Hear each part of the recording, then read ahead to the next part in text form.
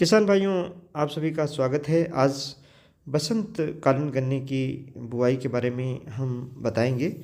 और अगर इन छोटी छोटी बातों को आप मिलाकर गन्ने की खेती में प्रयोग करेंगे तो निश्चित तौर से आपके गन्ने का उत्पादन बढ़ सकता है। सबसे पहले हम ये बताना चाहते हैं कि खेत की तैयारी आप कैसे करें और कौन सा मेथड बुआई का होना चाहिए। ट्रेंच विधि से गन्ना बोएं बसंत काल में बहुत अच्छा मेथड है। ट्रेंच विधि चूँकि 30 सेंटीमीटर गहरी नाली बना करके हम बुआई करते हैं, इसलिए खेत की तैयारी में जुताई भी 30 सेंटीमीटर से 35 सेंटीमीटर गहरी होनी चाहिए। और 30 से 35 सेंटीमीटर गहरी जुताई आप तभी कर सकते हैं जब या तो चिजलर से जुताई करें या एमबी प्लाऊ से करें। एमबी प्लाऊ चिजलर से जुताई करने के बाद आप हैरो चला सकते हैं, 2 बार हैरो चला दें, 1 बार रोटावेटर चला दें तो आपका खेत पूरी तरीके से तैयार हो जाता है। या सीधे आप पावर हैरो चला सकते हैं, क्योंकि पावर हैरो हर किसान भाई के पास रहता नहीं है। लेकिन अगर पावर हैरो नहीं तो 2 बार आप हैरो चला दें और 1 बार रोटावेटर चला दें, आपका खेत तैयार हो जाएगा। किसान भाइयों, अब बात आती है लाइन से लाइन की दूरी क्या हो। किसान भाइयों, अभी शुरुआत में आप 135 सेंटीमीटर दूरी यानी 4.5 फीट की दूरी रखें।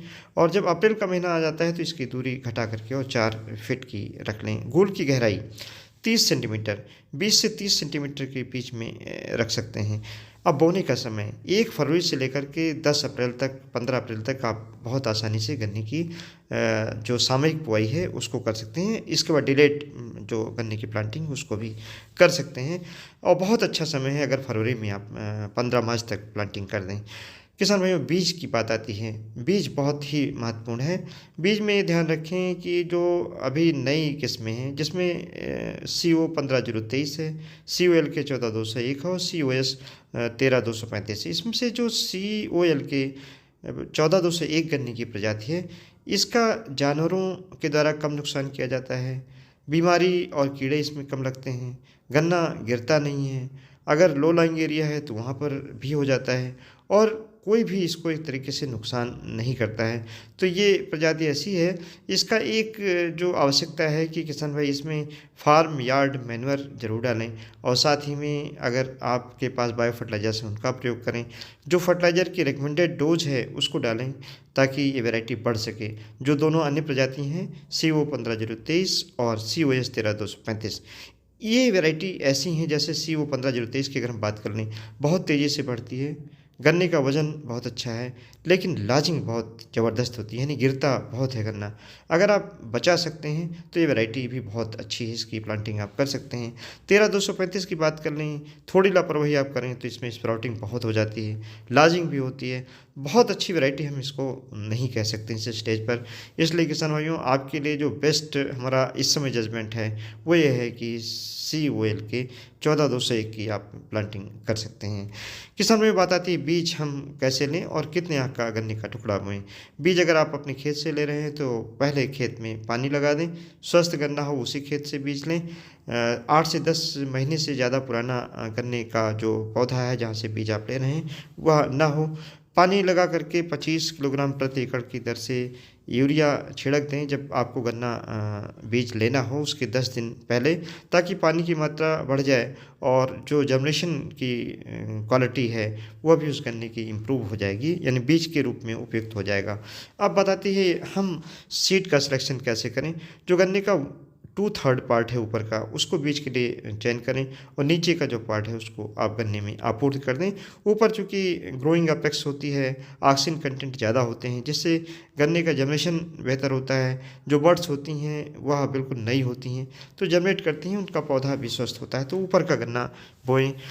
इसके बाद बीज के शोधन की बात आती है और भूमि के शोधन की बात आती है। बीज का शोधन बहुत आवश्यक है। किसान भाई, किसी भी फंजीसाइड से, चाहे आप बेवेस्टिन ले लें और चाहे हेक्सास्टॉप ले लें, 2 ग्राम प्रति लीटर पानी में मिला करके उसमें 1 ml इमिडाक्लोप्रिड मिला करके 100 लीटर पानी में 1 किलोग्राम यूरिया मिला करके गन्ने के टुकड़े को आधे घंटे तक भिगो करके तब बुआई करें। बात आती है गन्ने का टुकड़ा 2 आँख का प्रयोग करें या 1 आँख का प्रयोग करें। अभी जब तक के टेम्परेचर बहुत ज़्यादा नहीं है आप 2 आँख के गन्ने के टुकड़े का प्रयोग ना करें, बल्कि सिंगल बड से और सिंगल लाइन में बो सकते हैं, जिससे आपके जो बीज की बचत है वह भी होगी। बाद में जो इंटरकल्चर ऑपरेशन है यानी जो अंतःकर्षण क्रियाएं हैं उनको करने में भी आपको सुविधा होगी। और बीज काफ़ी बचेगा, ख़ास तौर से जो गन्ने की नई प्रजातियां हैं उसमें बीज काफ़ी महंगा मिल रहा है, इसलिए ये मेथड बहुत अच्छा है कि आप सिंगल बड से बोएं, पूरा टुकड़ा बोएं और साथ ही में सिंगल लाइन में इसकी प्लांटिंग करें। किसान भाई, जब सिंगल बड से आप बोते हैं इतना ध्यान रखना है गन्ना मोटा बोएं, और अगर नमी की कमी आपको लगती है तो तुरंत ही उसमें पानी, हल्का पानी घोल में लगाएं। खाद कितनी डालनी है? 1 एकड़ में 4 बैग सिंगल सुपर फास्फेट यानी 200 kilogram single super phosphate, 50 kilogram urea और 50 किलोग्राम म्यूरेट ऑफ पोटाश डालें, और 25 किलोग्राम माइक्रोन्यूट्रिएंट्स का 1 एकड़ में बेसल डोज के रूप में प्रयोग करें। भूमि शोधन, भूमि शोधन में ट्राइकोडर्मा का प्रयोग करें 5 किलोग्राम प्रति एकड़ की दर से।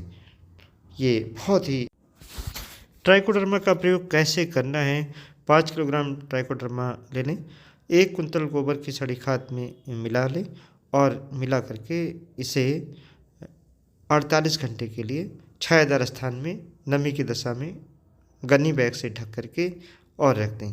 फिर जो खेत की जुताई आप आखिरी कर रहे हों उसमें बिखेर कर शाम के समय और जुताई कर दें, जिससे आपकी जो फंगस से संबंधित बीमारियां हैं, बिल्ट से संबंधित जो बिल्ट गन्ने में लगती है उसका नियंत्रण, सेट राट जो हमारी सेट को राट करने वाले फंगस हैं वो ख़त्म हो जाते हैं, और एक ऐसा मेटाबॉलिज्म क्रिएट होता है जिससे गन्ने का जनरेशन बेहतर होता है, टिल्डिंग अच्छी होती है और बाद में उसकी ग्रोथ भी बेहतर होती है।